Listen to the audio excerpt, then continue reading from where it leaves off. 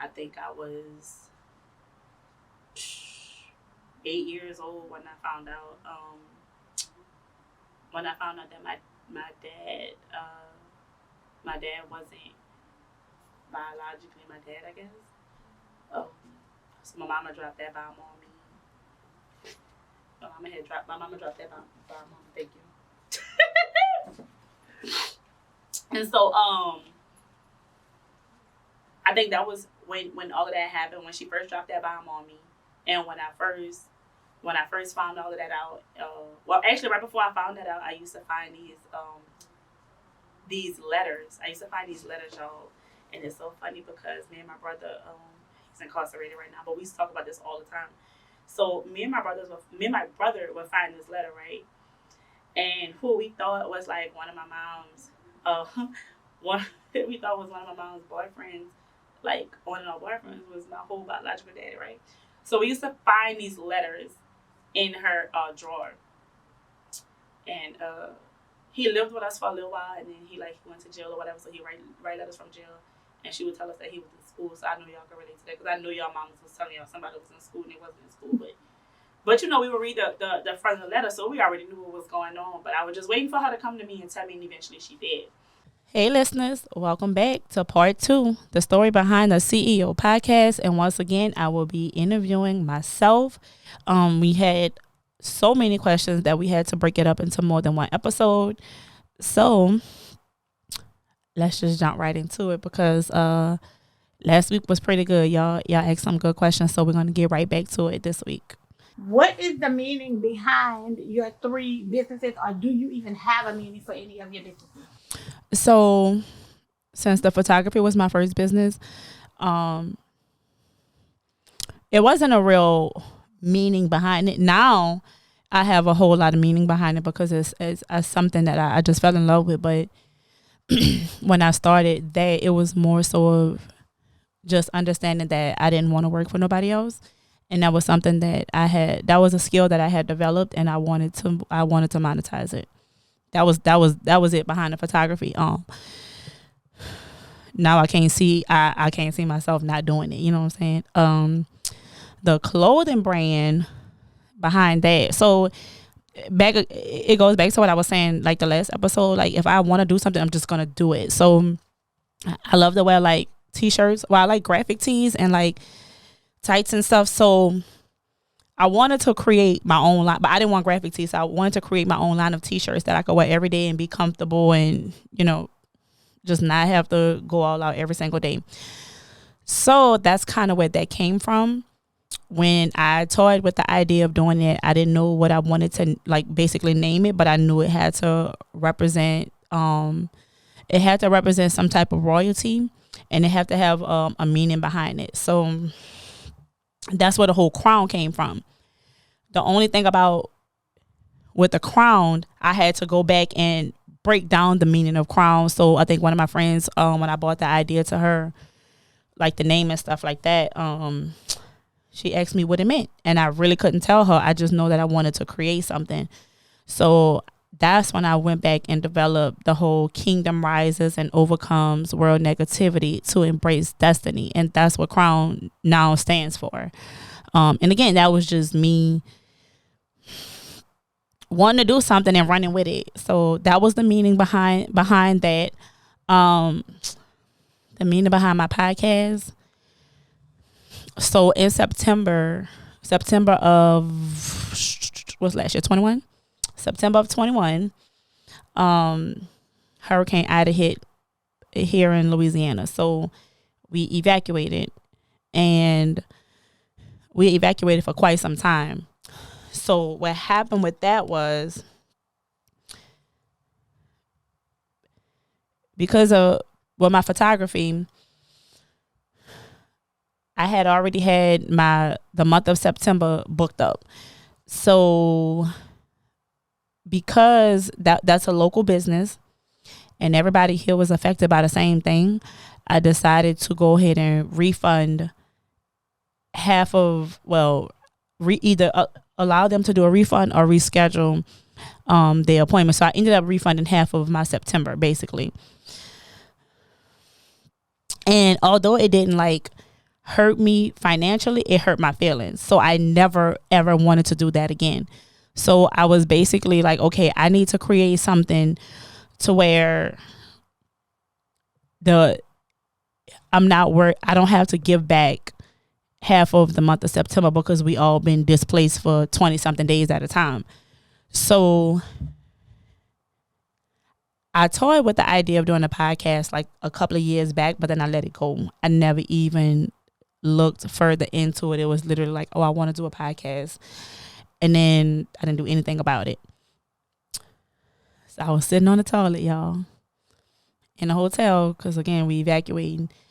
And we on day like 20 something and shit getting real because we don't know when we going home. So I said, I need to create another stream of income that's not directly connected to just local people.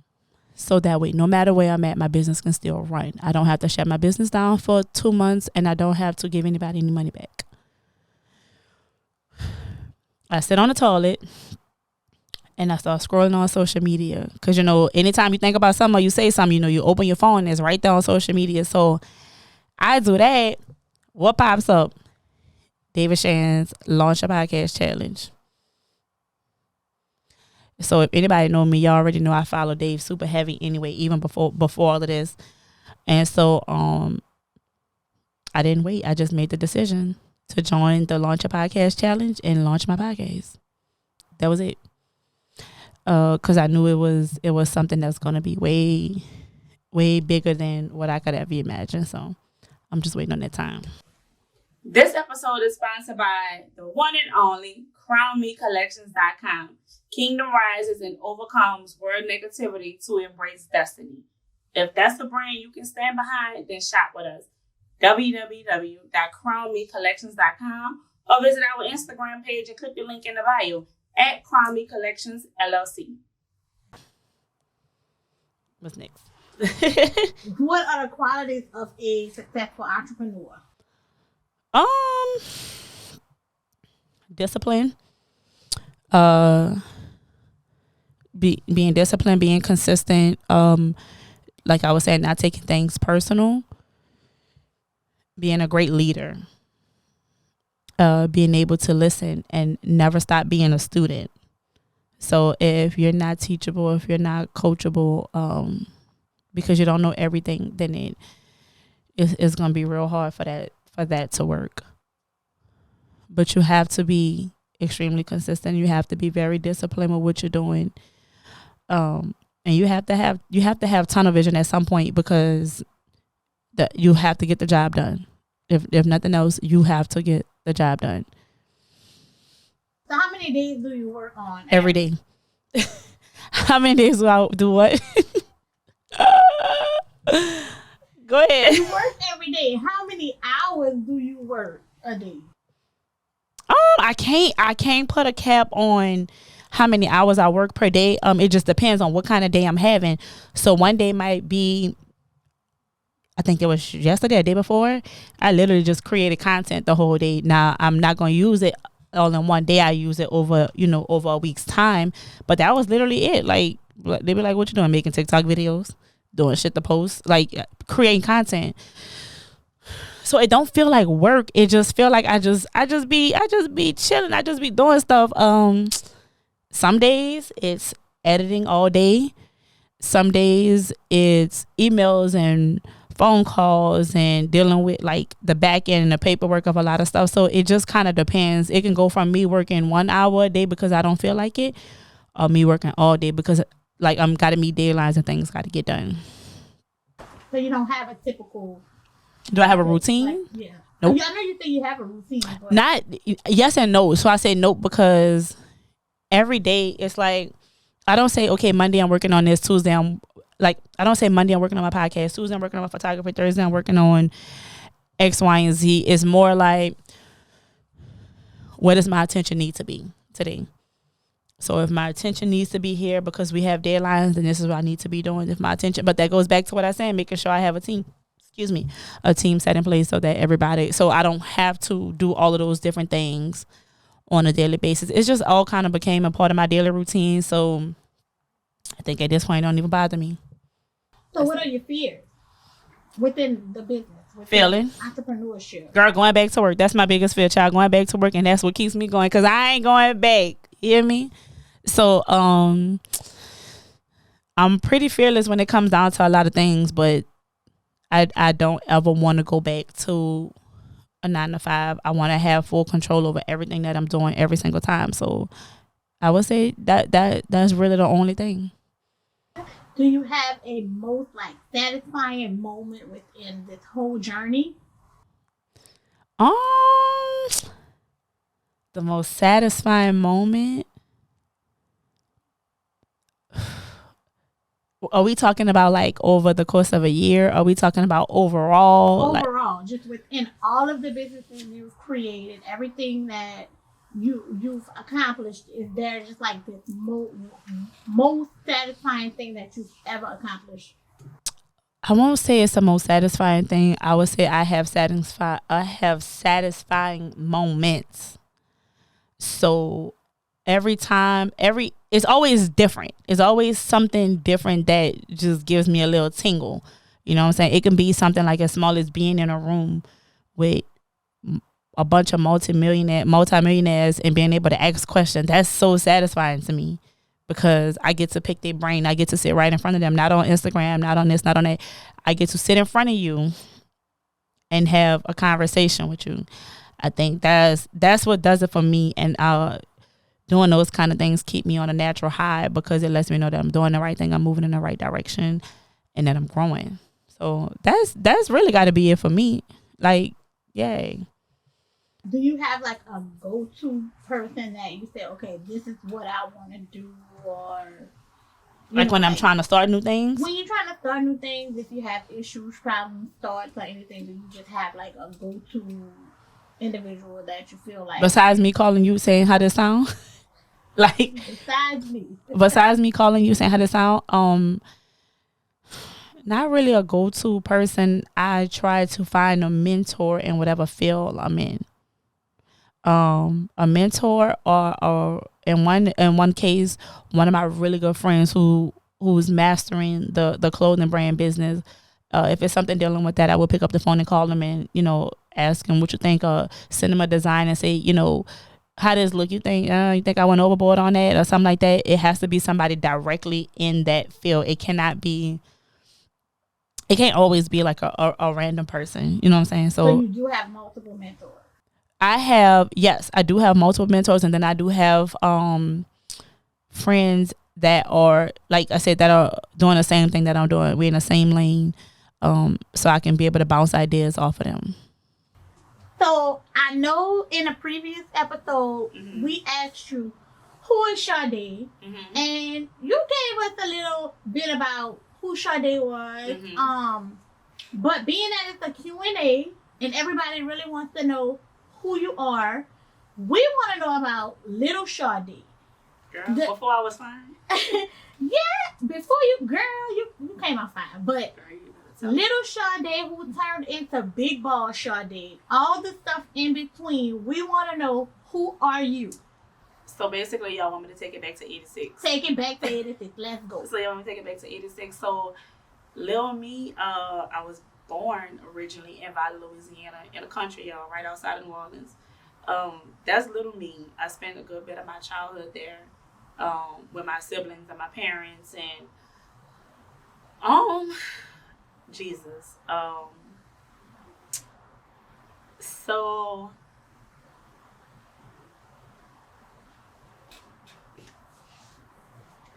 I've always been bossy. I've always been,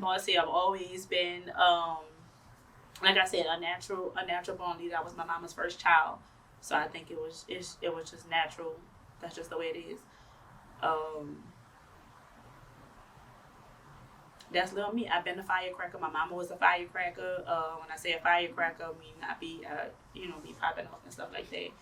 Not too proud of that, but that's just the way it is. That's just what it is. I grew up with, like I said, my mom's, my little sister, my little brother. One of my sisters was a twin. One of the twins passed away when I was like 4, I think, right after she was born. So I think that early on I started experiencing a lot of grief. Like, you know, when I first started, I don't know why I would want to take it back to 86, y'all, but let's just take it back. So I think early on I started experiencing a lot of grief. Like I said, my baby sister had passed away first. And I think that's part of the reason, like all of those different things, just growing up, we didn't have the best of everything, but I think we had what we needed. You know what I'm saying? We never not had a roof over our head. I had like some of the dopest friends and cousins growing up. You know what I'm saying? I feel like I had a real dope childhood, even if we want to put the traumatic shit, like my mom passed away when I was 9, so even if we want to put the traumatic shit on top of it, I think that my childhood was pretty dope. I don't feel like I ever wanted for anything. You know what I'm saying? We didn't have much. And I always want to give my kids way better than what I had, but I just still feel like I never wanted for anything. You know, I always feel like back in the day when we was growing up, running up and down the levees and walking to the store, walking to the corner store and stuff like that, playing it in the street, playing baseball at the park. Those are probably some of the happiest days of my life, and that's probably when I developed all of my leadership skills and, you know, different things like that. Just a people person.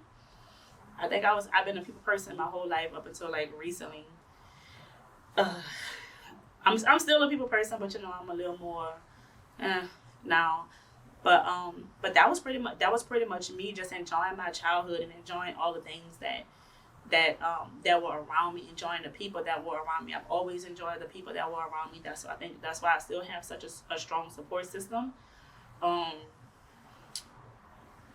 Because it was just, I don't know, because I just love everybody, you know what I'm saying? And everybody was fucking with me. So, you know, that carried over well into adulthood. You know, like I said, I've always had a very strong support system. I had a lot of parents growing up. I think I was 8 years old when I found out. When I found out that my dad wasn't biologically my dad, I guess. So my mama dropped that bomb on me. My mama dropped that bomb on me. Thank you. And so I think that was when all of that happened, when she first dropped that bomb on me, and when I first found all of that out.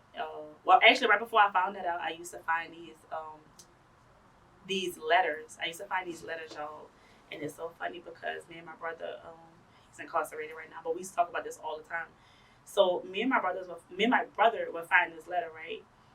And who we thought was like one of my mom's, we thought was one of my mom's boyfriends, like one of our boyfriends was my whole biological daddy, right?